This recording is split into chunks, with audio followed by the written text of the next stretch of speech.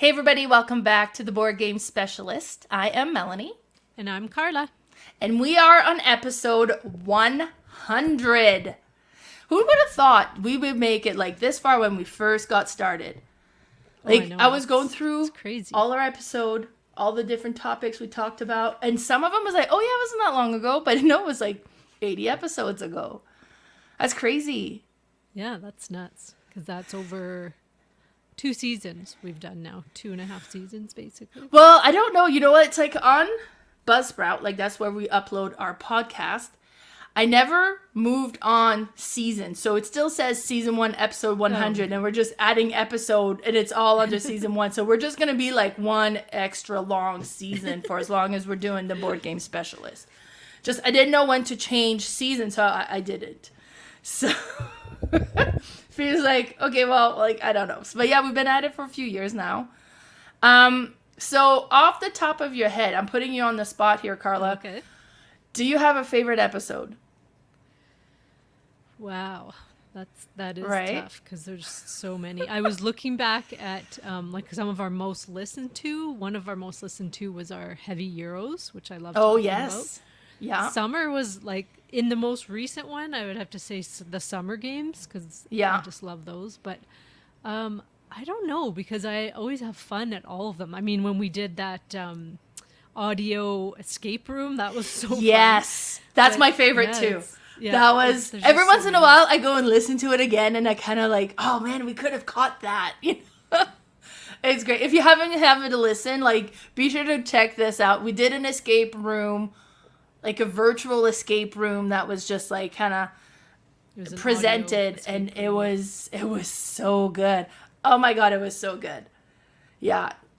I think that was probably my favorite episode, just because of the interaction of it and how fun it was. Mm-hmm. Thank you so much, Matthew, for putting that together for us. That was amazing. Yeah, that was so fun. It might not be as fun for people listening, but it was fun for us participating. Well, mostly if you listen to it or watch it on the YouTube channel, like, and you can follow along, you could pause and try to figure out the puzzles yourself as well.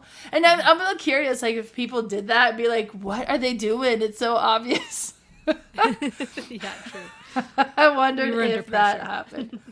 Yeah, so we kind of sent out on our Discord channel and with our group friend, we kind of sent out, because episode 100, it's a big deal. We wanted to do something that was a big deal, and we just didn't know what to do. So we asked our listeners, like, what do you recommend? What should we do? Was it Matthew that recommended this one Matthew, too? Yeah, so what we're doing is we're going to be doing a top 100 of the games we talked about on the podcast. So out of all the games we talked about, which one made our top 100? And we got our list together, and it's going to be so exciting. So today we're going to be covering from game 100 to 91 of all the games we talked in our podcast in the last 100 episode, which ones are our favorite. Now, before we get into that, I have a little surprise for everybody. I'm just going to play that right now. So just a moment. We'll start that right now.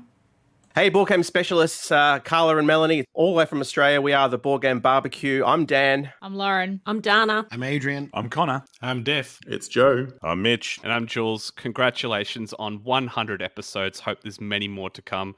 Great work with recording all those fantastic top 9s, and hope to see many more in the future. Bye. Bye-bye. Bye. No one said good day. So cool. How amazing is that? They listen to us. Yeah, and they sent it, like, that was just sent that video or recording to me, and I was like, oh my god. I was like, that's so cool. Yeah, because Board Game Barbecue, if you don't follow them, they're great. Like, they're like 300 episodes some, so they're way ahead of us. Really good. And I don't know if you remember when we did our top podcast. Top 9 podcast. They were my number 1 podcast. And then after is when they kind of contacted us, and I was like, whoa, such a fangirl. Right? It's kind of like fan moment, like, oh my god. Exactly. It's funny when this video was sent, it was like, I'm sending it to Carla, and I'm sending it to her friends. Like, oh my god, it's like, so cool. Yeah. So cool. I mean, like, they do a lot too. Like, they got the podcast going. They do quite a bit of gaming events. They do like their award ceremony as well, like their gaming awards ceremony. And it was I can't remember, there was a publisher or designer out of, I want to say Quebec, and he had won one of the awards, and what they did is they sent a barbecue spatula that's engraved, and that was like their trophy. Yeah, I thought that was so cool. Yeah, very neat. Yeah, so that was really, really cool. Thank you so much, Board Game Barbecue, for reaching out to us for our 100th episode. We really appreciate that. So I guess we might as well get started, huh, Carla? Yeah, let's do it. All right. So as we normally do before we get into our top 100, we're going to talk about what we've played. Now, because we're covering 10 games now instead of just the regular 9, we're only going to be talking about one game we've played recently. So, Carla, and I know you've told me which one you were talking about, and I couldn't find a picture with the expansion, so I just have pictures of the base game. Oh, that's all right. So, we'll start with Carla. And Carla, what have you been playing? So, I have been playing off my shelf of shame. I'm down to 4 games now, but that's impressive. I also have a shelf of expansion shame. So I'm at the 4 where like some are Christmas games and one's like a Halloween game. So I'm kind of putting those ones on hold. One of them you need to teach me. It's a different one. So those ones are kind of on hold for a bit. So I'm working on expansions. So I did get the Eiffel Tower expansion to this game, Paris, La Cité de la Lumière. And I got to play this with John. Played it a couple of times since then. We both love it. It's a polyomino tile laying game, but it's so chess-like, it feels like to me, because it's so strategic. There's phases in the game, and if you can see the game board, if not, I can describe it. You actually use the game box, as a board. So you take out all the components, and then you leave the box open, and it has all these different grid squares of purple, reddish, orange, and blue. Yeah, blue, purple, and orange. And so one person is like the orange color and the other one is blue. The purple on there is neutral. So you are going to take turns in the first phase placing your tiles down. These are just square tiles that have like a 4x4 cube on them, and they're all different colors. So you're trying to place them so that you can place these polyomino tiles on top of them later in another round. And now how you're doing that is you don't have any of these tiles, which are the buildings basically. But on the first phase, you can either place your tile down or you can grab a building. And so you don't want to get too hasty and grab buildings before you've placed tiles to make them work. Now, John did that at the beginning and he was grabbing buildings and I'm like, what are you doing? How do you even know if you're going to even be able to put those? I'm going to totally block you. And so that's where the strategy comes in, because you're like, well, do I get that building and then make it work, or do I make it work and then get the building? Oh, I can make it work no matter what. I'm going to grab that building. So that part is quite thinky. But after that phase and you've placed all the tiles and you've grabbed the buildings, some of the buildings might still be there, because if you've placed your last tile and the other person did too, you can't grab any more buildings. So then you go into the next phase, and this is when you're going to place the buildings down. So you're going to place them on your colors or on the purple. So they have to connect between your colors and the purple. And what you're trying to do is get your buildings surrounded or touching as many of the lights that you can possibly get. Some of the tiles will have these like illuminated lights on them, and that will be the multiplier of your points. So for however big your building is, so say it was an L-shaped and it had 4 squares, and you had that connected to 2 lights, you would get 4 times 2 points for that. Now, the other thing you can do in the second round is you have these beautiful postcards, and you'll choose 8 out of the game. I think it comes with possibly 8 in the base game, maybe more, and then it comes with another 8, I think, in the expansion. So there's all different kinds of things you can do with these. But they all have different like powers to them. Some of them are kind of an ongoing power. Some of them will let you put out a new light. Some of them will, like one will let you put out a gargoyle where you can steal points from the other person. Like there's just all different kinds of things. But the art on these postcards is just gorgeous. And it's so nice to be able to change up the game like that, because every game will be completely different. So you're placing these buildings and either choosing a postcard. And then once all your buildings are on the board, the other player, I think they get to place all their buildings as well. But you end the game and then you count points. So you're just going to count, like I said, multiply your building by the amount of light it's touching, and then all the special cards around it. And it's just so chess-like because it's so thinky. There could be a lot of AP in this game, but it's beautiful to play, and it's just one that doesn't get talked about a lot. Like it's so good, and I was excited to talk about it because I looked through what I've been playing lately, and this one stood out so much. Nice. And I know you like this game too. You've played it. Yeah, me and Kayla played it when the first time I played it because I owned it for a little bit. And it's funny because after you posted the picture that you had played this game, I had commented as like, oh yeah, I played this with Kayla. She was ruthless. And then she messaged back saying, Melanie, you won. And I was like, really? And I'm checking, was like, oh yeah, I played this with Kayla. I was ruthless. Oh, it was me. I knew someone was at that day. There's a lot of like, like you're really hoping you can fit something in. Okay, please don't. There's like, and then the other player can totally mess up with what you're trying to accomplish. Exactly. Now, what does the Eiffel Tower expansion add specifically?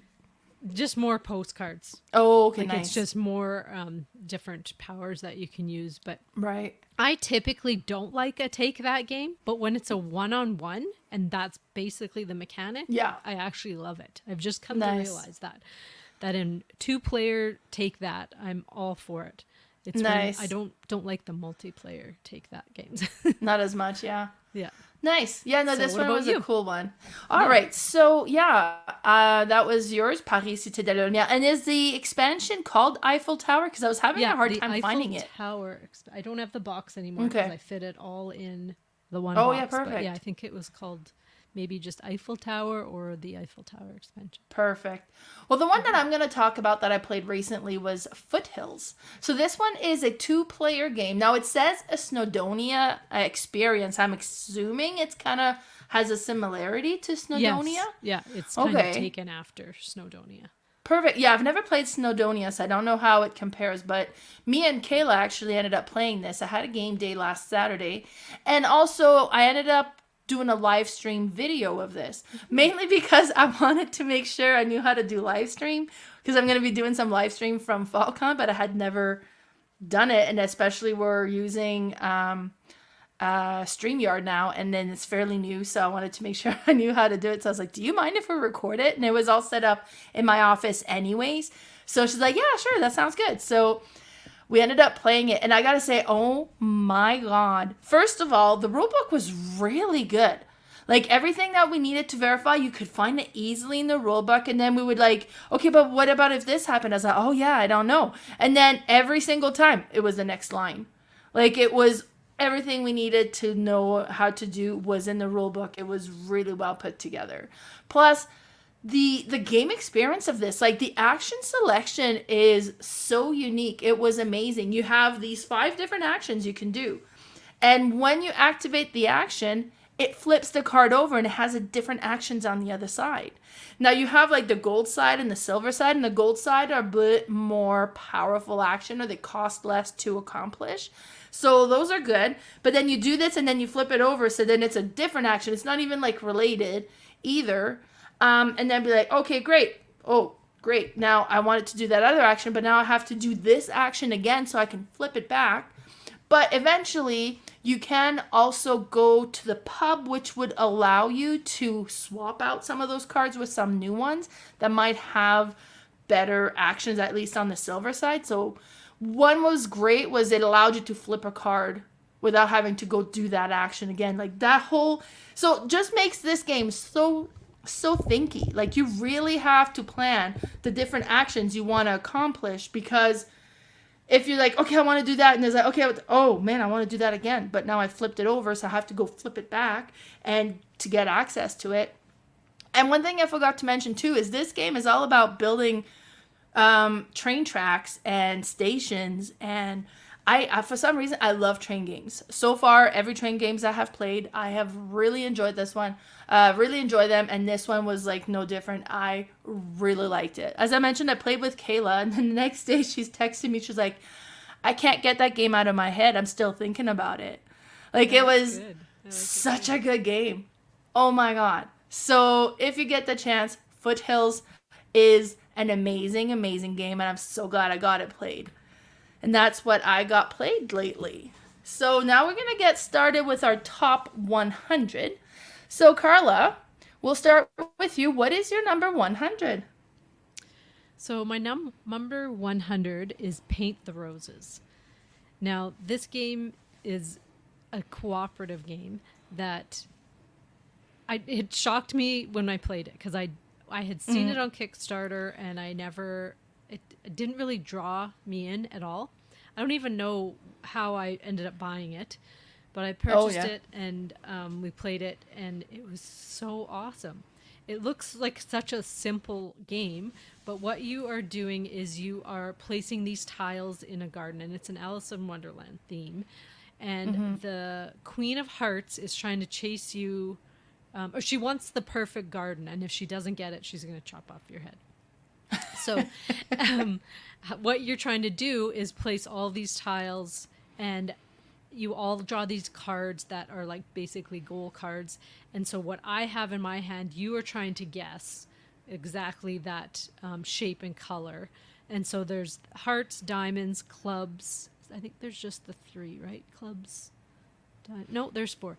It's the cards. So hearts, diamonds, clubs, and spades. So you're trying to guess which one or one that I have in my hand, and it could be like a certain color and a shape. Now, the thing is, how you do that is you're going to place a tile and somewhere on the board, and then you're going to give clues. I thought that was my dog. I don't know why he's whining. That's strange. He doesn't do that. Anyway, so you're going to give clues by placing cubes on, and you might give a clue like this one.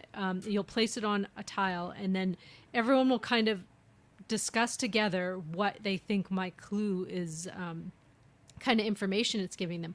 Other people can also put cubes on for clues that their cards are describing, so you might get information for a couple different goal cards in each, just by putting a couple cubes down. It's a really hard game to describe. It's almost one you have to watch a playthrough to understand it, but it's just so neat. And you're trying, as you're going on and you do complete these cards, then you get to move. And if you are wrong, then you have the gardener chasing you. And then there's also the rabbit that is ahead of you and will give you like certain things as he jumps ahead.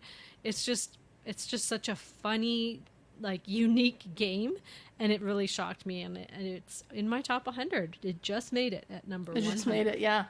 Yeah, I remember playing this with you guys. It was with you. I'm assuming it was your copy, and then Ashley and Cherry, and then it was such an interesting game. Yeah. It reminded me, what is it, Cryptid? It's very similar to Cryptid, but it's a cooperative version of it. Yeah. Now, like Cryptid, if you don't pay really close attention to the clues and then be like, oh, okay, no, this is what you think. Because, like, and it's like, what would you think that? I was like, well, because you said this over there. Oh, yeah, and I forgot to put a cube there. I was like, well, hold on, let me look. But then you have you can, right? But you have your little sheet that you're keeping track of things on. And it's just a really neat, puzzly, Cryptid-like game. And honestly, I much prefer this one than Cryptid.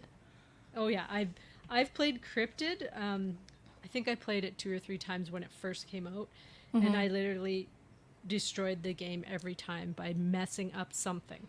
I do want to try it again because I wasn't playing very many deduction games at the time, and I have played a lot, so I have more experience. So I would like to try it again, but it was, if one thing is wrong, you can mess up literally the whole game. Right. I did mention that this was a 2022 game, and the designer is Ben Goldman. So I forgot to mention that. But perfect. Yeah, so and I don't know if I've written that for mine. Yeah. Okay, so my number 100 is a game that, I mean, obviously I mentioned, I don't know when this one came up. I think maybe in our older game, but this is the Oilman Game. Now, and I love this game, and probably the main reason why is because Patrick loves this game. And the Oilman Game was actually published and designed here in Alberta, because we're a big oil province here. And it looks so interesting. So first of all, this game, like the box, well, the box is just the sleeve on the game itself. And the game is this big plastic, map, but you shake it. And I have no idea how it works, but when you shake it, there's things in there that changes and it moves the oil around. Then afterwards, you're going to be using these oil rigs, and they're like a stick that you can poke, and there's 3 different levels. There's a short one, a medium one, and a long one. And you bid on some, like you start with a 3x3 grid of land, and that's what you start with. But then you can bid to buy more land later on that you can drill in. You can drill in the water, you can drill on land. If you're drilling in the water, it costs more money because it's more expensive to drill there. But if you find oil in the water, you do get a higher return as well. So then that's worthwhile as well. But then you have the money you start with, then you're drilling, and now you can drill first level, and you would poke. Now, if you hit something, then you're going to put your little oil rig token to show that you found oil. And that depending on the level that you found oil, it creates so many income. Now, the shallow ones are going to create less income. But if you find oil deeper, it's going to cost you more to drill that far down. Plus, you're going to have to drill first level and then second or third, or you could drill further all the way down, but then it's going to cost you a lot more. But then the revenue is going to be more. And then you keep track of your revenue, and each round you kind of collect your revenue, but then you spend that money to go and do more drilling as well. It's neat. We really like this one. And this is one that my kids be like, okay, can we play Oilman Game? And they never ask to play games. So when we find a game that they're actually willing to play, I'm all over it, right? So, and then you just use like a dry erase marker on the board, and you kind of mark, hey, this one is me. You put my initials, and then Patrick's over there will put his initials, and then you drill and see if you find oil. And then it's like, oh, will I, like, and then just like the like excitement, it was like, please struck oil. And then it's just really satisfying game. And since my kids want to play this one, then it's one that I'm going to keep in my collection for a long time. Have you played this one, Carla? No, I haven't. This was made in Alberta, our province, too. Right? That's right, yeah. Yeah. Yep. No, I really want to play this. This looks cool. And I think they should remake it. They have, like because I remember somebody had offered me $250 for my copy because it was so hard to find. Mm-hmm. And I was like, really? And then Patrick's like, please don't sell it. Please don't sell it. But they have published new copies of the game. Now it's still like above 100. Like there's quite a bit to this game. And so it's not as rare now. And I think you can look up like the Oilman Game website, and then you can order from them directly as well. Mm-hmm. But yeah, no, it's a really neat, interesting game. And then just with like, the poking and then finding the oil. And I kind of want to break it open to see how it works inside, but I mean, I don't want to wreck my game. It's just like, how does that work? It's so interesting. Yeah. Cool. All right. So that was our number 100. Now we're number 99. Carla, what's the 99? My 99 is Foundations of Rome, made in 2022 by Emerson Matsushi. This one I actually don't own, which shockingly, I have a couple games on my list that I don't own, but this is such a grandiose production that I have a friend who has this game, so I don't think it's necessary for us both to own it. Plus, it takes up, I think, does it even fit in a cubicle? I don't even know. It fits. It takes a whole cubicle. Oh, it takes a cubicle. A whole. Okay, so that's the size of the box. A cubicle in a calyx, a regular calyx shelf, but it is just gorgeous. The production of this game, you would think it is, maybe an 8-hour game, but it's not. It's like a streamlined game. It only takes really about an hour to play. And you each have these beautiful trays of all these Roman type buildings that are like really nice quality. I'm going to say 3D printed, but in a beautiful way. If some copies come where they're painted and shaded nice too, but what you do is see, if you have a look at the tray, that's a player's tray. It's not like the game, so that each player gets one. And so you have all different types of buildings. You have population buildings, income buildings, What's the third building, Mel, that is on there? What is it? Like population, commerce, and economic, I guess. Yeah.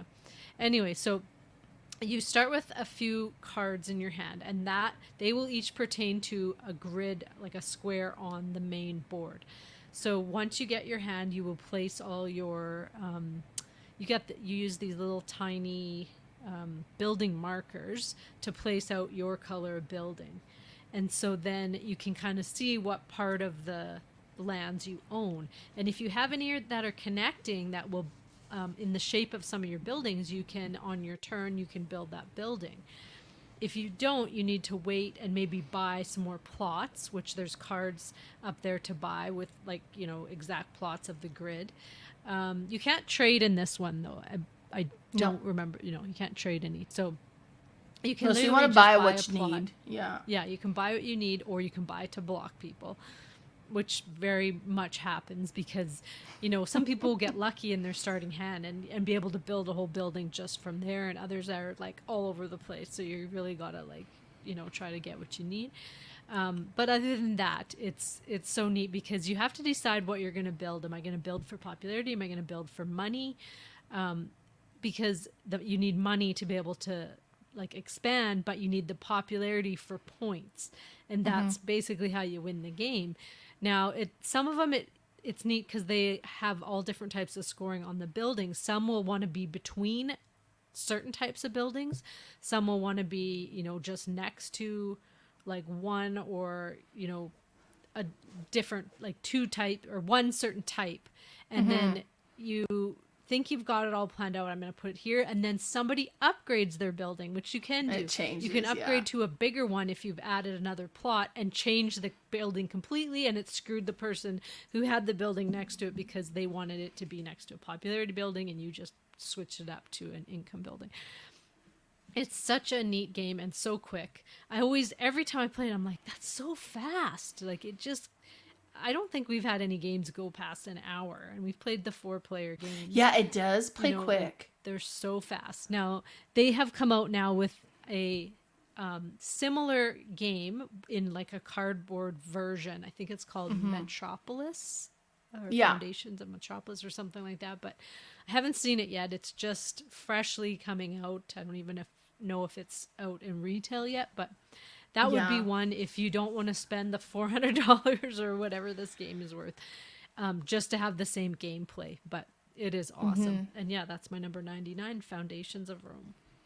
It does have an amazing table presence. You gotta give it that. But yeah, that's a hefty price tag. And then the space, it takes so much space. But it's a really cool game. I was pleased at how quick it played, honestly. To me, that was so satisfying.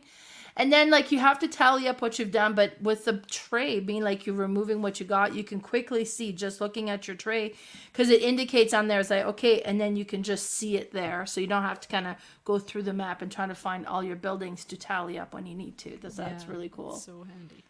All right, my number 99 is probably a game that I talked about in, like, our first 2-3 episode. I haven't played this one in a long time. I really should play this again soon here. But it was a family favorite, or the game we love to hate. And that's Gyrating Hamsters. Now, my stepson Nick will not play this. And he's just like, no, I am mad at this game. I will not play this again. The first time I played this with Lee, he was like, oh my God, this was horrible. I don't want to play this. We packed it up. We went to bed. And then we're laying in bed and he's like, okay, one more time. And we got up out of bed, set the game back up, and tried it again.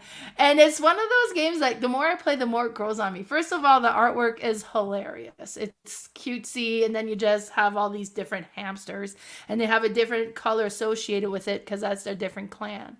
And the goal of the game is you're trying to build a horde of hamsters of at least 16 cards. Or 9 of the same clan, if you can. First person to do this win. But you'll have games that are cards that come up, and then there's different actions that you can do. Now, and you can challenge other hamsters to battle, either one-on-one or clan versus clan. Now, and then you roll dice for this battle, so you could win and get the hamsters you're hoping for, but you could lose and lose your hamsters as well. And that's can be frustrating enough in itself, but what's really frustrating is the event cards that come up. Hurricane. You get a hurricane card and you just take everybody's cards and you shuffle them all up and then you distribute them again evenly. So even though like I had 10 hamster cards and everybody else has 4, now I'm down to 5. It's like, what? Like it's hilarious, but it's just one of those that we really like to play, even though it has like a level of frustration that it generates, but it's just like we're weirdly, oddly addicted to it. But yeah, as I mentioned, it's been a little while now, so definitely want to play this again. But that's my number 99, Gyrating Hamsters. Yeah, you've never pulled this one out at a game day. I keep hearing about it, but yeah, I haven't even seen it's like super silly fun, completely luck driven, but it's just, it has something about it. We definitely need to play that again. Well, I'll play again. You need to try it for the first time, and I need to play it again. Nice. All right, so we're on to my number 98, and that's Paperback by Tim Fowers, made in 2014. Now, this one I know I talked about in our Games Better Than Scrabble, and it might have even been at the very top of my list because it is awesome. I feel like it is one of the best replacements for Scrabble. What you are doing in this game is you are deck building words, basically. So it's a deck building game with cards that everyone starts with the same hand, and you have 5 wild cards and like 5 of the most common letters, not including vowels. And so you have those in your hand or in your starting deck, and you're going to shuffle them all up and choose 5. Now you also have these common cards that you can use, which you always have a vowel that is in a common card. And so you can use that towards your word with your 5 cards. You will place the cards down, and you can see at the top is how much they are going to give you for buying more cards. So you have this big like bank of cards to buy from, and they all are priced differently.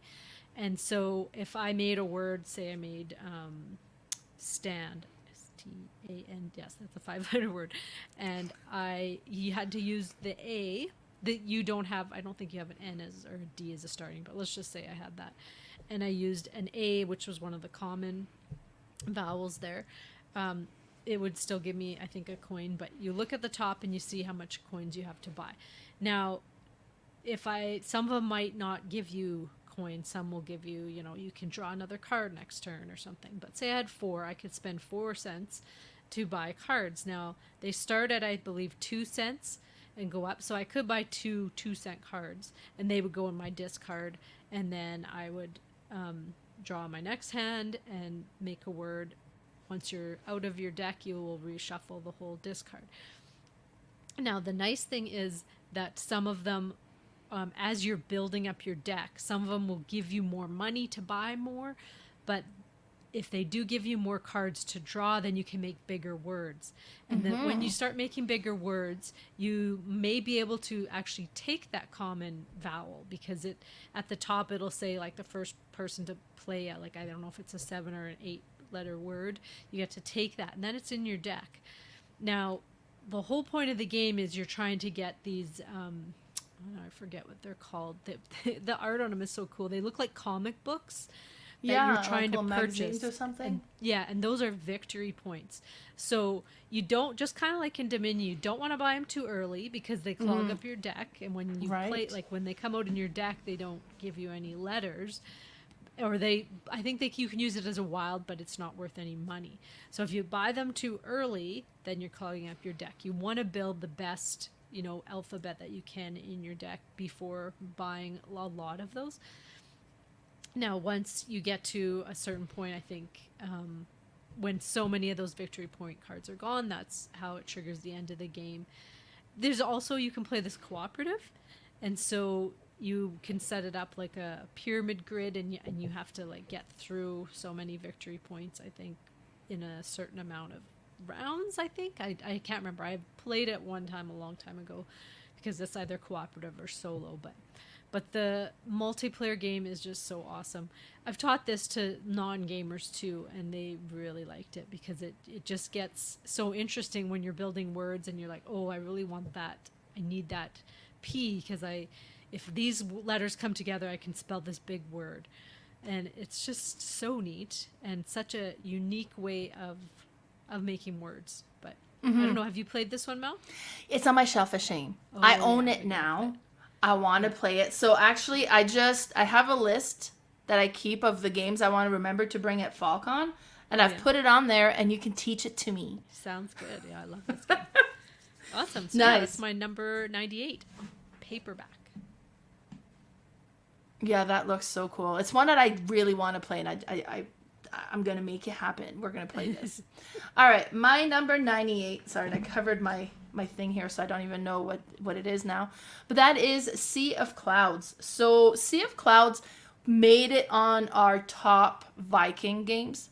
And I think Push Your Luck game, when we did our top 9 Push Your Luck game, those were on my list, I think, for those 2. I bought this game blind a long time ago. And you are pirates, and you have flying ships, like it's in the clouds. And it's really kind of interesting. It's like a set collection because you're adding different things to your cards. The more rum you have, the more points it is. The more different artifact that you have, the more point it's going to be worth. And some is like the more variety of stuff you have, then the better that is. But you also want to get crew members and give you kind of like battling or attack power, because at certain point on the board, you move along on the board, and at certain pack, there's going to be where you're going to attack, like where you see that pink dot on the board, that's going to have an attack, and you battle with the pirates that are on either side of you. So then if you win with this one, and if you win with this one, and so on. But what's really kind of cool is you have, like, you add a card to the first pile, and then there's however many cards in there, and you have to decide whether you want to take that pile or go to the next one. And if you don't take it, then you add a gold to the pile you pass, and you go to the next one, and you add a card there. Now, is this combination of cards any better? And do you want this one? Or do you want to try the third one? But you can never go back. It's like, oh man, that one would have been better. I wish I could have taken that one and not pushed my luck, right? There's that push your luck element. Now, some of the cards you get to see up front say, no, you know what? If I'm going to go for that third pile, because worst come to worst, at least I'm getting that, I'm okay with it. And if they get like where the pile's rejected too many times and it builds up in the gold, but I think eventually they get discarded and you kind of start anew over there as well, right? So it has kind of a really neat push your luck aspect to it. The artwork is really beautiful. Yeah, it looks gorgeous. Yeah, and it was just like an interesting, kind of set collection. Mostly it's a set collection game that I quite enjoyed and I bought this one to everybody. Like I bought this first for my brother as a birthday or Christmas gift. And then I think my sister ended up with a copy, and then I ended up finally buying my own copy because we played it and I was like, oh, that was really fun and I don't own it. So, and then it's made by Yellow, and I really like Yellow games. Like they always make great games. Like the components are good, the quality is good. And that's my number 98, Sea of Clouds. Yeah, I've never seen this one either. It looks neat. Yeah, it's by Theo Rivière. He's done lots of good games. All right. All right. 97 for me is Nations Dice, and this is made by Rustin Hackinson in 2014. Same year as my last game. It's ironic. But now this one is not very pretty to look at. It's very, very basic. Look, it almost looks like a prototype if you look at the game, but the mechanics are so cool. You play as a nation, basically a country, and you have just this player board that has 4 slots for cards, cardboard cards, and you start with a handful of dice, and you will just shake your dice, and they will either have on them swords, coins, stone. Is it wheat? Wheat, and then I think there's one more thing. But what you're doing with them is you're buying these cardboard cards, which possibly will give you more dice. Now, the neat thing about it is, as you're buying these cards, they're not cards, they're cardboard tiles. As you're buying these tiles, you will place them on top of a slot that possibly had a white dice on it already. So that means you have to give up the white dice to get some colored dice. Now, the white dice are all the basic dice that you start with. The colored dice are specialty dice. So some will specialize in stone, which helps you build monuments. Some will specialize in swords, which helps you purchase more tiles, because they're either, the cost of the tiles are either going to be swords or coins. You could get orange dice, which will specialize in coins. And the neat thing too is that when you place a new one and you have to get rid of a white dice, you can get rid of one you've already spent that round. So you're basically, getting rid of a spent dice and getting another one, which gives you a whole other turn that round. Now, if you can kind of keep doing that, and like within one round, you can kind of give yourself a whole bunch of multiple turns. So it's like a little engine building that you're doing. But you're also trying to get some of these little chits that are like re-rolls. Some of them will just give you a permanent coin each round, or a stone, because you need, like I said, you need the stones to build the monuments, which are the high point tiles. Now, you keep going around the table until somebody eventually passes, and the first person to pass gets kind of a bonus. So you may pass when you have stuff left because you want that bonus. You may just keep going because you can go on, for another 3-4 rounds. And then at the end of the round, you're going to score these books. Oh, that's another one of the books, yeah. Books. So whoever has the most books gets to move up this one track. And then whoever is the highest in books gets certain more points each round. So you may try to work on just getting books, or you may try to work on getting swords, because if you have leftover swords and wheat, I think at the end of the round, you can meet these goals. That will give you points. So there's all different ways to get points. There's different routes you can go, and it's such a catchy game. Like if you have a look at this game, you're gonna go, "What? This looks like the boringest, beigest, like dice game I've ever seen," but it is awesome. And the expansion of this one actually adds to it. It adds these green unrest die, which they kind of like are a push your luck die that you're like, "Ooh, okay, I'm gonna get one of those because then I get to roll it whenever, but it could give me something bad, but it could give me something really, really good." So it's kind of neat that way to have those. If you have a bunch of those and you get a bunch of good things, you're like, whoa, but then sometimes you get unrest and you have to give up other dice or things like that. But no, I totally recommend this game. I'm surprised, I guess, because it's from the nation's like civilization game line, that it won't be remade into like a pretty copy, but it's still just awesome. The dice look gorgeous because they're, anytime there's that specialty dice, I just love it. But it's an awesome game. Yeah, and that's my number 97, Nations Dice.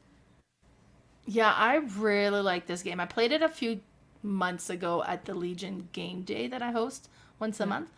And it was just like, oh my God, this is so good. Like, it is so satisfying to have those dice. And then you're swapping the dice. Okay, well, this is a yellow dice, so it'll give me more gold. And then you roll 0 gold. It's you still got that luck-driven aspect with the dice, but then, like, buying the thing. And then depending on where the tile lands, if it's like you got to pay 1, you got to pay 2, pay 3. It's so satisfying. I have this game and I played it, loved it, so made me buy Nations, the board game, but I haven't tried that one yet. I think I might have played Nations once, but this one's so quick. It's 4 rounds, and it's I think it's like a half-hour, 40-minute game, basically. You usually play a couple of these in a row. Yeah, no, great, great pick. I approve. All right, my number 97 is Ingenious, which is a Reiner Knizia game, and it was published in 2004. So this is an older one, and I think this one made our top 9 games from 2000 to 2005 episode, and maybe my abstract episode as well, like our top 9 abstract games. But this one is so cool. Like, you have these domino-like tiles, and you have, like, the holder, and you put them all in there. And you're adding them to the board, and you're trying to create, like, kind of build up on the cluster, and then you keep track of your score, and it goes up. But it's one of those games that you have, like, the 5 different symbols you can score on. And I'm looking at that 6 symbol in that picture. So you have these 6 different symbols you can score on. And your score is going to be your lowest color. So you want to make sure that you concentrate on moving all of them and not just like making one go all the way to the end, because that's not going to help. Your score is the lowest of like the lowest score you were able to put up to. Now I've recently also played Axio Rhoda, which is like also from Reiner Knizia, and it's based on this game, but instead of these domino pieces, you have tiles with the 4 corners, and it's really interesting as well. Like the goals, like it's different, but similar. Like to me, I'm gonna own both. I like both. They give me similar feel, but it plays differently enough that I think it'd be kind of cool to have both. I also got Ingenious Challenge that has a dice version and a card version. And I've played the dice version and it was really cool, but I haven't tried the card version yet. But yeah, the whole Ingenious or Axio line, I'm a huge fan of. I just like how that plays. Yeah, I love it. Ingenious. Have you played this one? Yeah, I have it. Yeah. And we played it. And I actually got Axio the board game, which is Oh. different than Axio Rhoda or Rhoda? Rhoda? What was it? Yeah. Rhoda. But I don't like it as much as that one and this one. Oh. So I will definitely be looking for the Rhoda one. But Nice. it's different, but it's not as good as Ingenious, I think. Okay. The Rhoda one looks a lot better as well. But yeah, no, I do love Ingenious too. Good choice. Perfect. All right, so that was number 97. So now we're going to go to our number 96. 96. Okay, so my number Almost 96, halfway through. Yeah. Today. Is Architects of the West Kingdom. And now this is made in 2018 by S.J. McDonald and Shem Phillips. This one is, well, it's not my favorite of the series, but it's one of the, I have all the West series.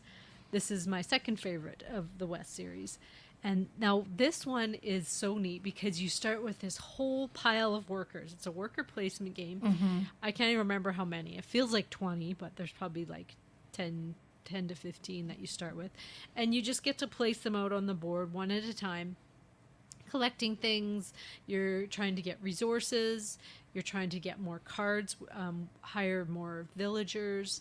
And how you do that is you'll place one out, and whatever the slot says, like for however many people are there, that's what you get.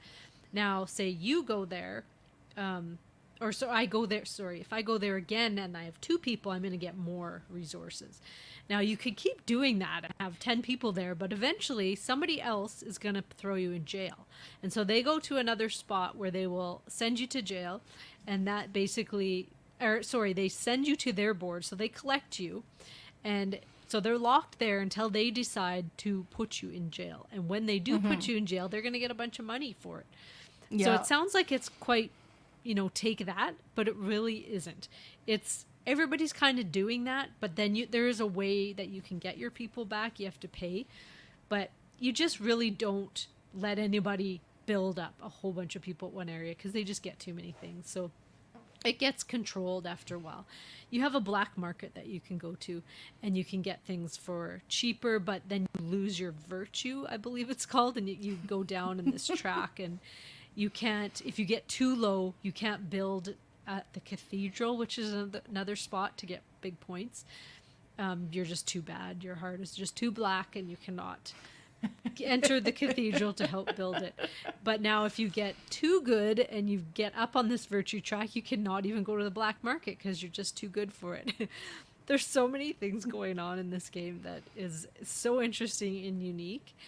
The best part is the being able to throw people in jail, but you can sneak by people sometimes and you're like, oh, they don't see, or they're not caring that I have 5 people there and I'm going to go and get actually like 3 gold this time, because I need it to do something, like either work at the cathedral or whatnot.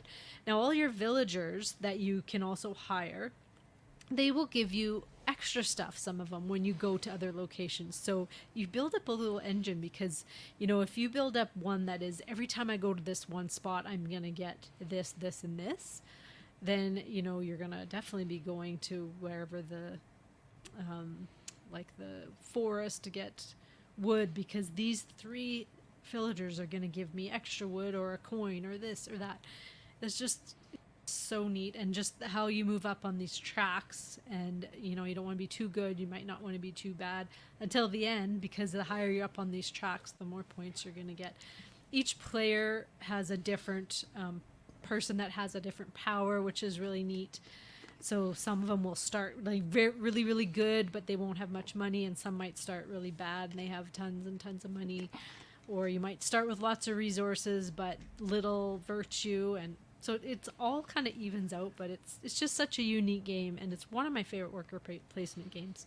And that's my number 96, Architects of the West Kingdom.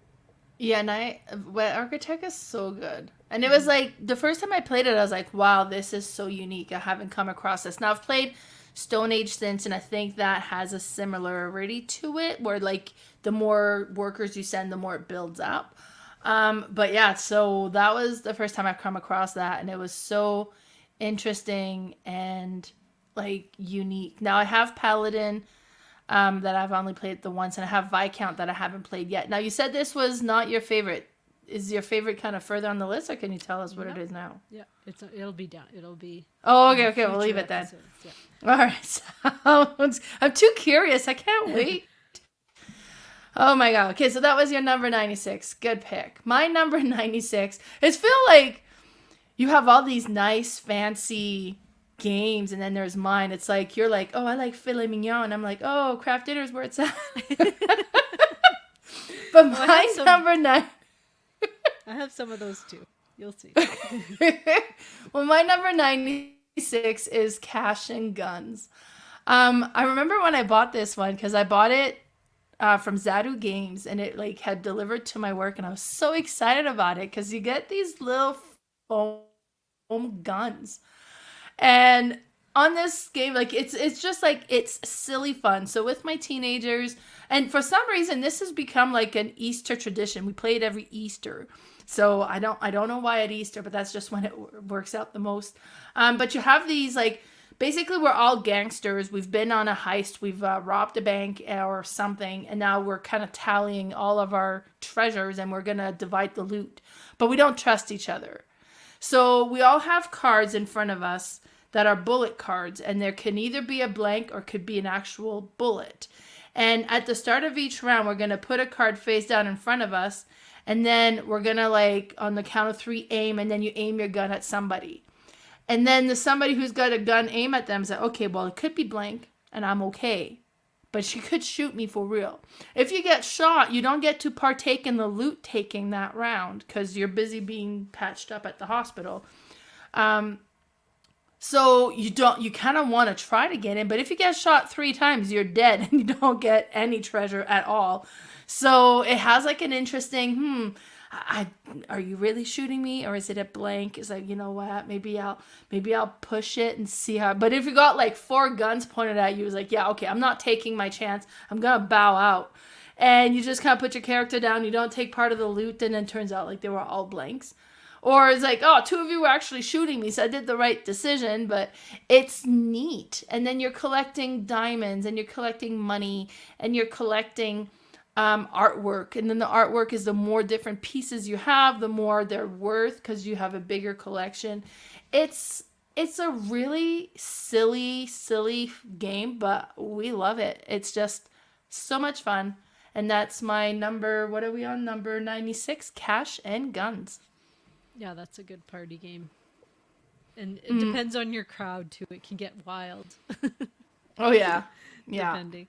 Yeah. All right. So my number 95. All right. Now, it's funny, we just talked about comparing it to this last game, is Stone Age. You know, this is an older one made in 2008 oh, right. Yeah. by Brun Hold. This one is an evergreen for me. This was one of the first games I played as a gamer. That really, probably the first worker placement game possibly that I played, and it has stuck, and I still love to play it. Even my game group likes to play it, so it gets pulled out every once in a while.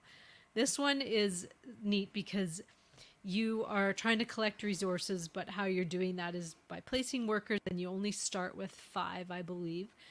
And then, so everyone just places them. You don't actually do your actions at the place yet. And then at the end of the round, whoever was first gets to do all their actions. So most of the actions require rolling dice, depending on how many people you have placed at that location. So if I've placed 3 people at the wood, at the forest, I will roll 3 dice. And depending on how good I rolled, that it'll depend how much wood I get. Because it kind of, each resource gets harder to get. So food is easiest, and then it goes wood, clay, stone, and then gold.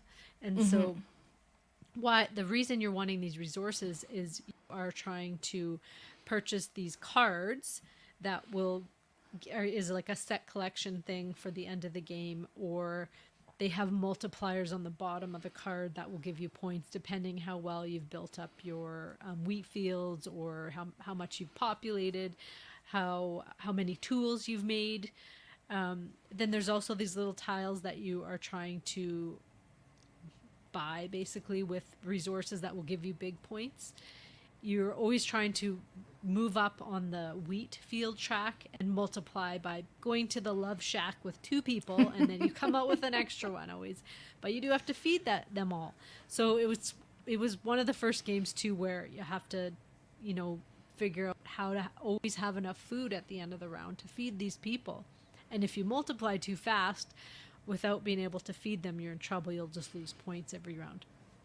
It's just a real simple worker placement game, but it still is so strategic for me.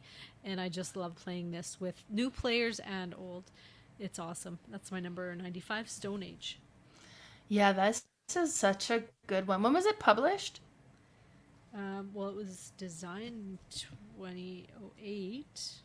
2008. Oh, is it? Okay, yeah. Like, it's just one of those that really works still. Yeah. Like, it's such a good game. I should play this one soon again, too. It's awesome. Yeah, love it. Perfect. So that's your number 95. My number 95 is Mastermind. This one is old. Now, talking about old, this one was published in 1971. I wasn't even born yet. But this is such a neat, clever game. Now, the copy I have, it's this one here. So this is a newer copy. And what's kind of interesting with it, too, is that you have these things on the side that you can pull out. Because you're going to put 4 little pegs that represents, like, there's a 2-player game. Ideally 2-player. You could play it more. But so one person has the combination. They've created a combination. It's secret. Only them know it. And then you can put these little pegs in. It's like, okay, well, then it's random at first. It's like, okay, well, I'll put this. And then if you have the color that is correct, but is also at the correct location, they're going to give you a red number to indicate how many of those you have of that. Now, if you have a color that is correct, but it's not in the right location, then they'll give you a white number. And you're trying to figure out from those clues and what you've put down so that you can get all 4 in the red and figure out what the combination is. Like, it's very thinky. It's like a logic puzzle game, and it's so interesting, and it's so satisfying. I remember when Patrick first got into board games a little bit, and we were playing it with him, and his dad was getting close to the answer, so he changed his pattern. And we're like, wait, Patrick, you said here. And he's like, oh, but I changed it. It's like, you can't do that. Like, he was little, like he was 7 years old. You were getting too close to the answer. It's like, yeah, well, you were getting close. I changed it. But yeah, it's just one of those. Now, I remember, like, I grew up with this game. I didn't own it. My aunt owned it. And every time we would go to her house, we would go in the room that had it, and then we would play that the whole evening while the adults are visiting, and we would play Mastermind game after game after game after game. Yeah. It was just so cool. I love this one. And that's my number 95, Mastermind. Yeah, me and my brother grew up playing that. Probably hundreds and hundreds of times. But yeah, when you think about it, it's like one of the first deduction games that was just so clever. And it did it well. Yeah. Awesome. All right, my number 94 is Stroganov. Now, this one was made in 2021 by Andreas Stedding. This one when I started to play this game, I didn't actually think I liked it because I can't remember what it was. I think I had just a bad luck at the beginning where my starting cards didn't work with anything. And so I was like, how am I ever going to do anything? But then once I figured out how to get things that I needed to get the cards I needed and whatnot. But what you are doing in this game is you are a Russian family and you are trying to have the most, I was going to say pride. That's not it. You're trying to have like the most fame basically out of all the families, and how you go about doing that is you are the best hunter, you can hunt the best hides of animals. I always pretend they're fish because I'm a vegetarian. I'm actually a pescatarian, so I don't eat animals, but I do eat fish. So I always pretend they're just fish and they're not animals. But you are going down this. It's basically a one-way rondel each round, and you all start back at the beginning. But you go as far as you like forward, but you can't go back other than one spot back if you pay extra. But you are moving ahead, and you are mostly going to hunt these hides because those are the things you use to buy the big cards or purchase some of the activities that you need to do throughout the game. You can add singing points. That's not what it is. It's called not lullabies. It's called, what are those old sonnet? Oh, why am I blanking here? Ballads or laugh at this because I can't think of. Oh the my word. god! But, well, we gotta keep her entertained. Yeah, what they used to sing back in the old days. So you'd sing all these old songs, but how you do that is you move up this track, and once you get at the end of the round, whoever's at the farthest of this track gets to pick one of these bonuses, and then it kind of goes back from there, and then you all move back for how much you've spent. Oh, I don't know. I can't believe I can't think of the song. But you're also trying to leave camps at these spots that you're at, because then while you're moving down this rondel, you can always do the action at where you are, or if you had a camp. So you might get, all the way to the end of the board in the first round and possibly have put a camp at the end. And then when you start the next round, you go back, and wherever you move to, you can do an action there, or you can do an action for where you've had this camp. Now, there's limited spots for camps, and they are very expensive. So you don't have a ton of that going on, but it's just so neat how the board is set up and how the different actions you can do. A village action, which will help you move down your player board, and you're trying to get down there to get like a bunch of points at the end of the game. You're trying to get these bonus cards. There's another action you can get, and once you get those, they will give you different actions because you do different seasons. So you have spring, summer, winter, fall, which is the phases, and they will give you different things you can do in each phase. The neat thing is you always can move 2, I believe, but you can pay with horses. Horses are kind of the currency. There is money as well, but horses are a very unique currency that you can gain in different ways, and you can always pay them to move extra. You can also pay something to move back 1, because once you've passed something, you can, like I said, you can never go like back far. You can go back 1. That's about it. You're trying to collect different things that will give you lots of horses so that you have, lots of options to be able to do things. Because once somebody hunts a hide that is on a tile, nothing gets refilled till the end of the round. So you're kind of getting all these hides that you need specific ones to move down on your player board. Somebody's taking them, so you're gonna move to the next tile, but you need movement to get there. It's just a big puzzle is what it is. It's a giant puzzle, and you just have to figure out how to get your movement, how to get your hides, and all kinds of things. And it's not loved by my game group, so I still have really? it. No, nice. But it's a really neat looking game. Yeah, it's one of those games that I will, like, there's some games where I will get rid of because, like they're never going to get played. But this one, I love so much that I will just find people to eventually play it with me because I really enjoy I get a new game group. yeah. And that's my number 94, Stroganov. Nice. I like this. You have this nice, big, heavy, beautiful game for your number 94.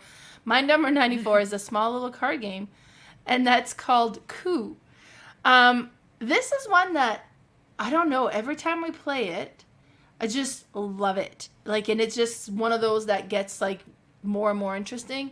I think my stepson, Nick, is undefeated at this game. He's won it every time we've played it, so we need to kind of manage to try to take him down. But it's really interesting. You have 2 cards that have 2 characters, and nobody else knows what you got. There's multiple of different characters out there. But, like, there's not tons of them, per se. So I could say that, okay, I'm the Duke.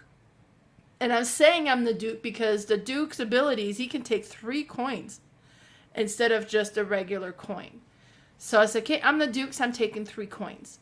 Now, maybe I have the Duke. Maybe I don't. Now, what's going to happen is the other player could be like, I don't think you do have the Duke because I can see that I have 2 Dukes in my hand.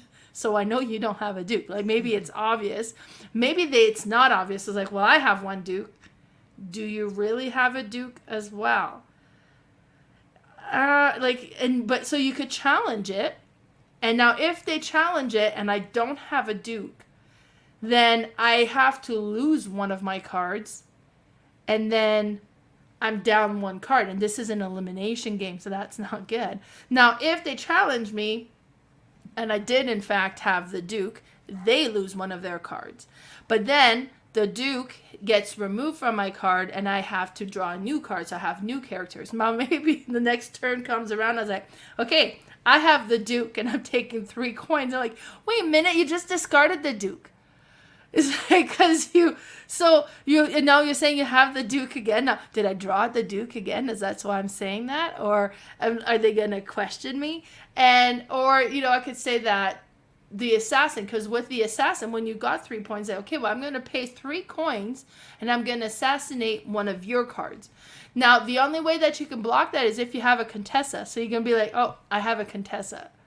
Now, do you really have a Contessa? Can you really block my assassin? Or are you just saying that so I don't assassinate you? So then I was like, okay, well, I'm going to question that. It's like, oh, well, I did have a Contessa. It's like, man. But now, did I actually have the assassin? There's that going on as well. So it is so interesting how this game plays, because there's all these actions you can do, but it's bluffing. Do you actually have that? Can you actually legit do it? Or are you just saying you can? It's so fun. It plays super quick. And it's one of those that my family does enjoy playing it when we get to the table. So that's my number. What are we on? 94? And that's Coup. Nice. I was thinking that was the one we played at your last game day. But we played Avalon, which is a version of this. Oh, okay. But I like Coup better than Avalon still. Yeah. Okay, I'll have to try that one. Mm-hmm. Nice. Oh, wow. Yes, you do. All right, so my next one is a little one. So this is, I guess, is that my first small game? Well, Paperback's kind of a small game, but this one's, I would say, even smaller. This one is Welcome to the Perfect Neighborhood. This was made in 2018 by Benoit Turpin, and this one has so much nostalgia for me during COVID. This is a roll and write game that you are basically, it's not a roll and write, it's a flip and write, sorry. It's right. Cards you are flipping, and you are, you have these streets on your player sheet, and you're trying to fill them in sequentially. They don't have to be like 1, 2, 3, but you have to move up like in higher numbers. And you can, put a 1 and then next time a 4, and the next one you can stick a 3 if you've left a slot for that. Now, the neat thing about it is you're not just putting these numbers in. They all have different actions. So you're going to choose a number and an action. So you may be like filling in a park. You may be filling in a pool if that slot actually had a pool. You may be filling in some real estate. So what that means is you're going to color in a number that will give you a multiplier for that amount of houses that are fenced in. You may be building a fence. which will be like blocking off an area of houses that you can divide the street with. The main reason for doing those is the real estate, and there are goal cards that want different things, like some might need 2 streets that have 2 houses together, plus a 4 house section and a 5. So once you've completed that, if you're the first one who's done it, you get to get the big points for that goal card. Then it'll flip and everybody else will get lower points. There's 3 different goal cards every game, an A, B, and C, and they're all different.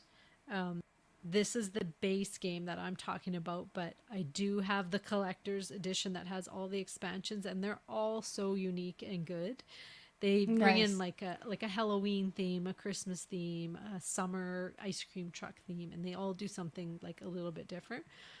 But it's just how it's nostalgic for me is during COVID, we played this with one of the I'm going to say PR girls that kind of was promoting this game. So for the company, which is, what company is it?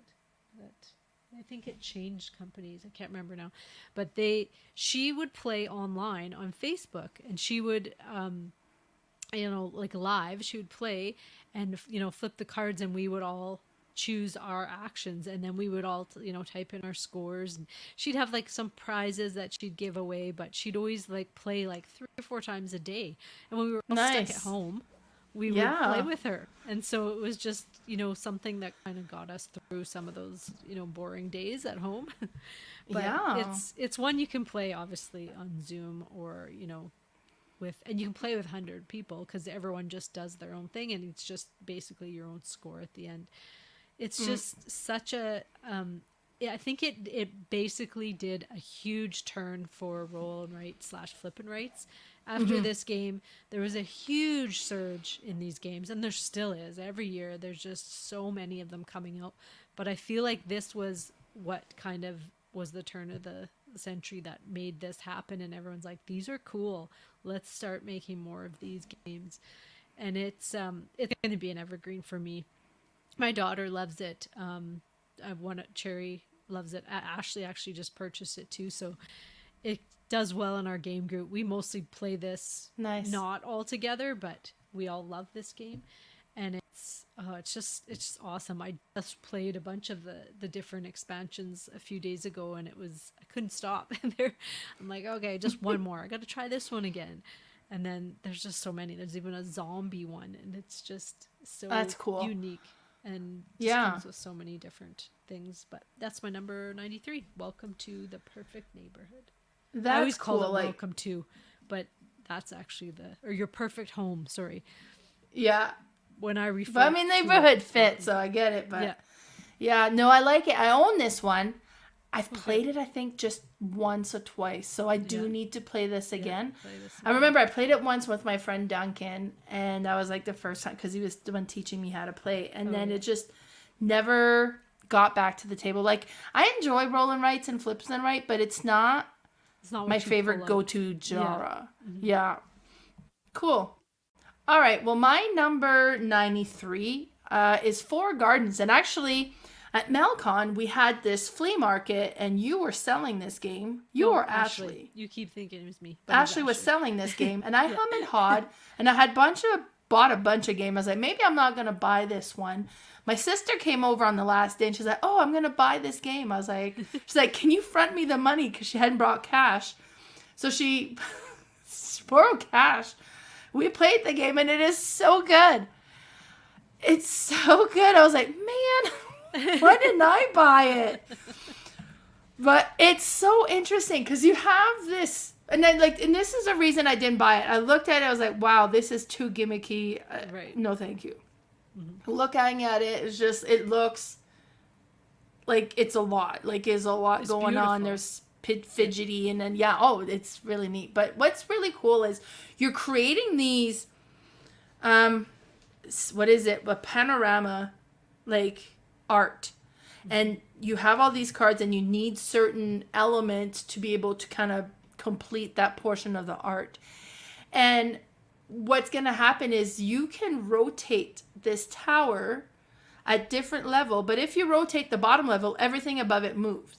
But if I rotate the second one, then only the top one's going to move. The bottom two are going to stay the same. And there's a symbol on the side of it. It says, okay, well, and the way, when it faces you, then you can activate what you're seeing. Is that, okay, well, I really need this, like I really need the water drops, so I'm gonna move this so that the water, but then that moves the grass away from me, and I was kind of hoping to get the grass as well. Like, so it's kind of interesting, and then you kind of have to look around this tower, what's everything around, and you're collecting these resources, but you can only hold so much as well, and then you're spending them to be able to build these cards so that you can build the panorama that you're trying to accomplish, and drawing these cards. It's so satisfying. It is so neat. My sister, every time she's like, oh, I'm gonna sell some games, like, oh, is it Four Gardens? She's like, no, I'm not selling Four Gardens, that one's mine. So I was like, oh man. So, you'll never sell that now just to spite you, right? Oh, honestly, 100%. So yeah, that's the sibling thing to do, right? But it was one of those that after we played it, and I was like, oh, what have I done? It's like, this is so interesting. So, and I mean, then the components, the artwork, everything works. It's just so neat. I quite enjoy it. Yeah, if I come across it, I'll get my own copy. If not, I'll just, have to go visit my sister, make her play it with me, because she owns it.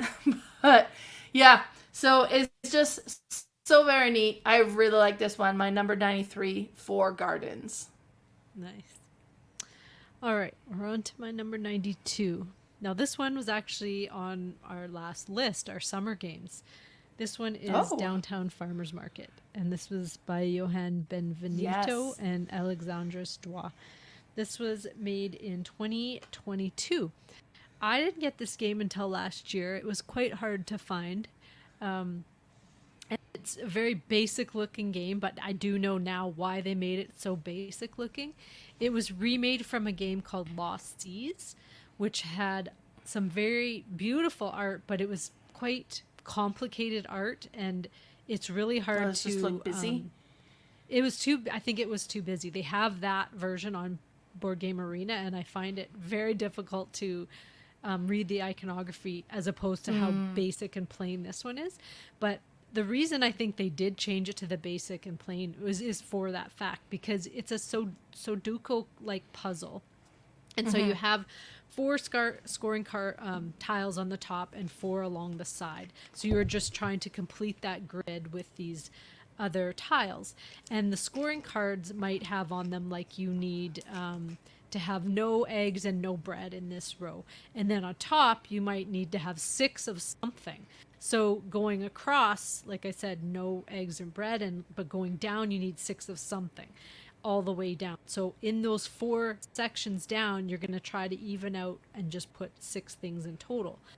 Now, each of those connections might not work with each other. So you might have, like, on the top, I don't want any egg and bread, on the side, but on the top, you want 6 eggs. So you're like, okay, some of these I'm not going to be able to fulfill. Possibly you can do them all. I don't know if I ever have completed everything and got all the points, because each tile tells you how many points you'll get, unless it's like a 2 points for all of all the cheese or something. But then when you see other people's scoring tiles, you draft, for yourself. But if you play a 2-player game, you also get to take one out of the game. So you can really do some hate drafting in this game if it's a 2-player game. Yes. In a multiplayer game, you can as well, because you might be like, I just need 3 of something to put here. It doesn't matter what. Oh, I'll take these 3 cheese, because you get 2 points for all the cheese in your row, and you haven't even put any there yet. So it's just a simple concept game, but just love it, and I can't get enough of this game. And that's my number 92, Downtown Farmers Market. Yeah, this one is a cool one. I played it the first time at Car Treat with you. It was just like as a filler before we played like our scheduled game, and it was so satisfying. I've played it a few times since. Everybody introduced it to is like, oh, that's so cool, because it's so simple to grasp. But it's right, it's but hard there's to make it all work. yeah, no, great pick. I really like this one. Alrighty, so my number 92 is Well, this one made, again, is a card game that made it into our early episode, and it's been peppered through all the different episodes. It comes up a few times because it was so good. And mostly when we first got started, this was by far my most played deck builder game. And that's Star Realms. Now, what's really cool with this game as well is I remember I was getting the boys. I was like, okay, let's get off the video games for a minute. Let's play a quick game and then I'll start supper. And they grumbled and, oh, why do we have to do this? Like, and I'm just ruining their lives. So we play a quick game of Star Realms and it plays fairly quick. Now, the base game, like the original base game, is a 2-player game. They have Star Realms Frontier that'll play 4, plus there's like missions you can go on and solo modes as well. And so they came up, we played it the one time. I was like, okay, fine, thank you. You're free to go. I think this is a picture of that night as well. And then I started making supper, and then they're like, okay, play again. And they played like 3 or 4 more times. Like, it is just such a neat, satisfying game. You have the scout cards that gives you money to buy more cards. Then you have, I don't remember what they're called, but like the attacking ones that like create 1 damage, and you can buy more cards. And your cards will either mostly allow you to buy or allow you to attack. And you can attack each other, and then it's an elimination game, right? Battle to the death. But what's cool is the cards you can purchase will have like from different factions, and then some of them will have special abilities. Like if you play a green card and you have another green card in your deck, then you get to activate this extra ability that you can do with having 2 green cards. Now if you had 3, you can activate the next level, and then you like become more and more powerful, and you're building up your deck and attacking, and it is so neat. Like there's just something about it that's so cool. Now they have like a fantasy version called Hero Realms, which I used to own as well, and I got rid of it because it's the same game, and I don't know why, but Star Realms just clicks better with us. But it is such a great game. This is one that still regularly hits the table. It's so fun, so compact, and this is like the first one that my boys came, was like, can I bring it to school? So I have like our main 4-player version that I keep, and then we had like the small 2 players that they could have to bring to school and play with their friends, and because it's just such a neat game. I've played this with you, right? So you've played this one now. No, you taught me Hero Realms. I bought Hero Realms, right? Which is basically the same game. Godfest. Yeah. Yeah, it's just a fantasy theme instead of the space theme. Nice. Yeah, just love it. Star Realms, by far probably my most played deck builder, and it just works. Yeah, it's a really cool game. Awesome. All right, so we are down to our last pick of the day, and mine is a big one, and this is Ultimate Railroads, made in 2021 by Helmut Ole and Leonard Orgla. That is a big one. Now, this one was remade from Russian railroads. The Ultimate is the fact that it has Russian railroads in it. It has American railroads, Asian railroads, and German railroads. I think that's cool. It's just the 4, but so it's all, basically Russian railroads with expansion to it, and it changes up the player boards and some other little things in there. But it's this game. It's funny. At the first Gobfest I went to, I can't remember the year, but we were kind of looking around to play a game, because you know how you can have a teacher wanted sign and someone can teach you. One of the guys that we were all playing with, he's like, oh, I really want to learn Russian railroads. And I looked at it and I was like, oh, no, thank you. I don't want to play this. It doesn't look very nice. But and then throughout the years, I've watched different people talk about it as on their top lists and how awesome this game is. It's an engine builder. And then I was like, ooh, engine building? Okay, maybe piqued my interest. So then, but to try and find Russian railroads was almost impossible. You could find it, but it was like a $200 game because it was out of print. Then they announced that they were reprinting it as Ultimate Railroads with all the expansions. So I'm like, perfect. I will wait till that comes out. So I bought the game, and we played the first one. I think I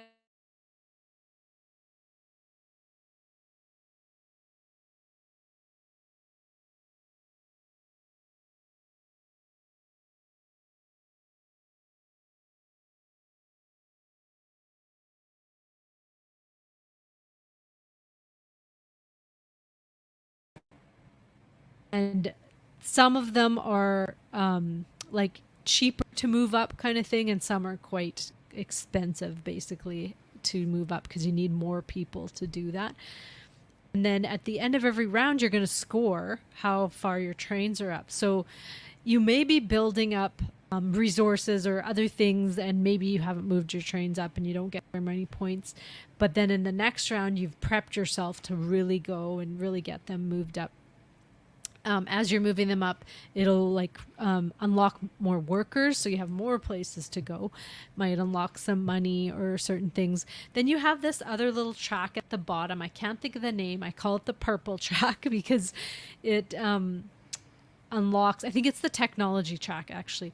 It will unlock things too and let you help build your engine quite fast too. But it's hard to have spent time and money to move up that track, but it's well worth it, because as you do that, you find, oh, I have so many more actions to do and things to do. And it's just one of those, it kind of always reminds me, I always think back to like games like Gauchon Clever, where it's like you do this, that gives you that gives you this over here, and then that pops over there and gives you this. So it's just kind of like it bounces around of how many things one little action can do.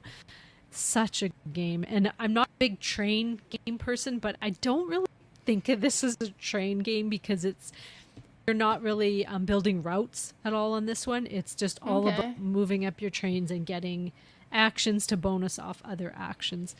There's one spot where you can get an engineer, and it's only one person can get it every round, and it's always a fight for that one spot. You can kind of see those tiles there with the people on them. That's one will come out every round. And so that one will give you like a really cool bonus. So you're also fighting for player turn order too, because that's a spot in itself to get first player. And then next turn, you're kind of safe for maybe getting that engineer. Each of the little expansion adds like different things that change it up and make it so cool. But it's a really, really good game. If you ever get a chance to even just to play Russian Railroads, play that. But Ultimate Railroads is my number 91. Really cool. Yeah. Yeah, and it looks like, I mean, this is a complex looking game. I'm assuming it's not as hard as it looks. Like it looks like some it games would be, like that. I was like, whoa, this is intimidating. But then you get played and say, oh, it looks busier and more complicated than it is. It's not. It's more like an under 2 hour game. It's not a 34 hour game or anything like that. Yeah.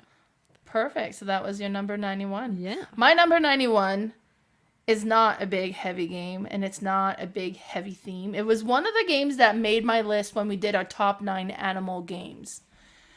And you had all these great animals, and I had bugs. That's Micropolis. Oh, I haven't played Micropolis. This. Oh my God, you have to. It's I've so interesting. It's so good. Yeah. So what's really cool with it is like you have all these little mini ants, and they're army ants, and they're like dressed up like army, right? And then you start with so many, and it's a tile drafting game, because you're building your what is it? Ant hill? Okay, I guess your ant hill.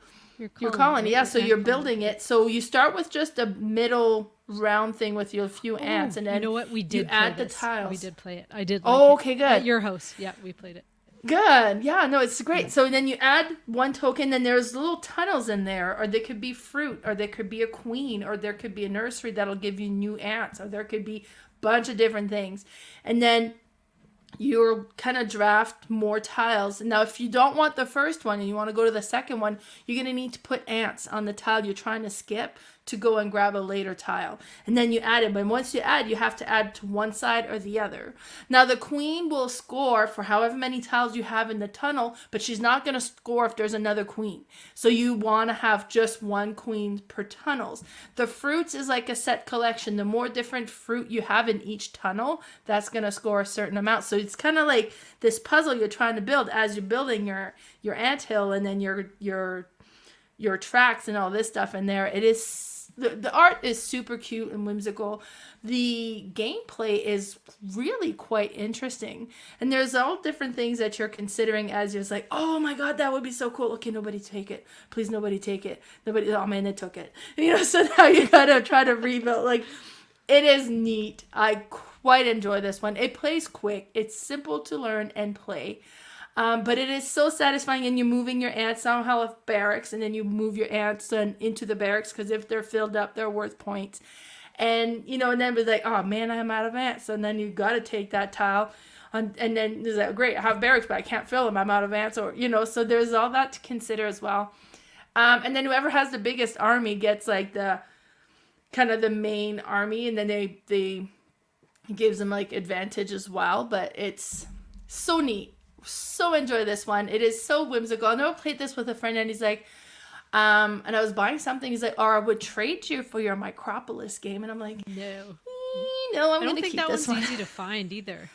I've seen it in the secondhand market a couple of times. I don't know if it's in print anymore, but I don't know. It was published in 2018, so it's not like a super old game, but it's just very satisfying. I quite enjoy that one, and that's my number 91, Micropolis. Awesome. Yeah. So this is our first installment of our top 100. I'm curious to see what's going to be in the next one. Now, so we're going to be doing, at every episode, we'll talk about the next 10. We're going to take a break at some point because FallCon. We want to do a FallCon recap. I think it might be because FallCon, next weekend. It's not this weekend, it's next week. Right? Yeah, it's coming right up. I'm so excited. So I've kind of booked a booth at FallCon. I'll be doing lots of videos. Carla, we should try to do something as well. So be sure to check that out. Yes. Live. We'll stream a game or something. Yeah, for sure. So there'll be tons of stuff going, and I'm like with the auction. So I'm gonna have to do like So FallCon for all of you is our big convention, our biggest convention for us in our province in Alberta. Yeah, and so it's always great. It's always awesome. So neat, and it's all board game related. Like, and it's really is concentrating on playing board games. It's about playing board games, learning how to play board games. There'll be some vendors for sure, but it's mostly about playing the games. So, super excited, looking forward to that. So that will be probably our next episode. Then we'll get back into the top 100. But yeah, so be sure to tune in for that because it's gonna be so good. Yes. Awesome. Great. Well, thanks so much for tuning in, everybody. Thanks for listening. Bye for now.